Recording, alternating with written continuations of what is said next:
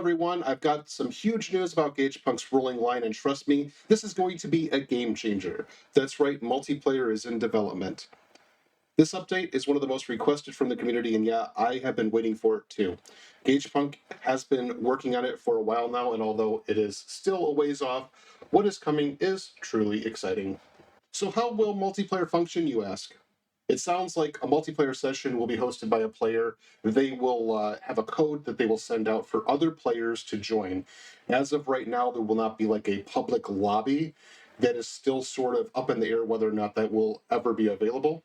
It's important to note with multiplayer that you will need to download the same mods prior to joining in order for the multiplayer session to function properly. Now, I know that sounds like a hassle, but based on my experience with Rolling Line and the Steam Workshop, it should be easy to do. From what I take, it sounds like if you have like custom mods that are not available on the workshop, you may have to somehow share those with the people that are joining in it. That's at least that's how I take what is being said in this article.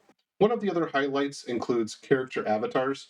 There will be character avatars that are customizable. They will be able to perform poses and make gestures. There may even be support for hand tracking in VR mode. You'll also be able to interact with trains in both life-size and miniature modes, which means you and a friend as a team could hop aboard a train and operate it together. What won't be available, at least for now, is map editing. According to Gagepunk, multiplayer is mainly going to be focused on train operations for right now, which, to be fair, is like 90% of the appeal of multiplayer anyway. He did point out that it's not off the table, which is great because I see potential for group projects as far as map building goes in the future. Gagepunk also touched on voice and text features that'll be in-game and allow players to communicate.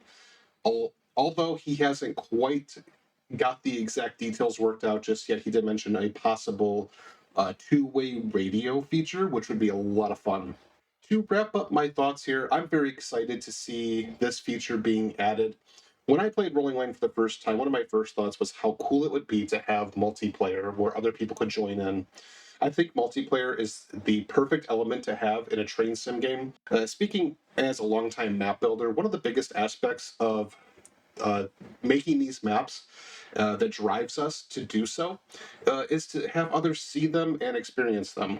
Likewise, most model railroaders inviting people over to operate trains is what it's all about.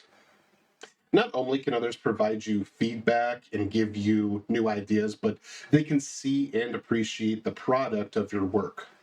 The same holds true for VR and PC games. For me, it's one of the elements that I think take any train sim game to the next level. I think this is a really great move for Gagepunk. I can imagine that this will inspire many more players to build maps and possibly bring more players into the community. Also, just a couple quick mentions. I saw it in another social media post, but it also appears that train physics, like railcar physics, will be added into Rolling Line, which means for those of us who want to see like functioning hump yards and railcar physics, such as like kicking cars or letting them roll freely, this is going to be a super awesome update as well. Finally, a quick disclaimer. I'm not paid or a sponsor in any way by Gagepunk, but I am simply a big fan of the game and I want to see the community grow. Having said that, Gagepunk has been doing much of this work in Rolling Line himself. As a sole developer, he has built this amazing game and continually adds new features and content.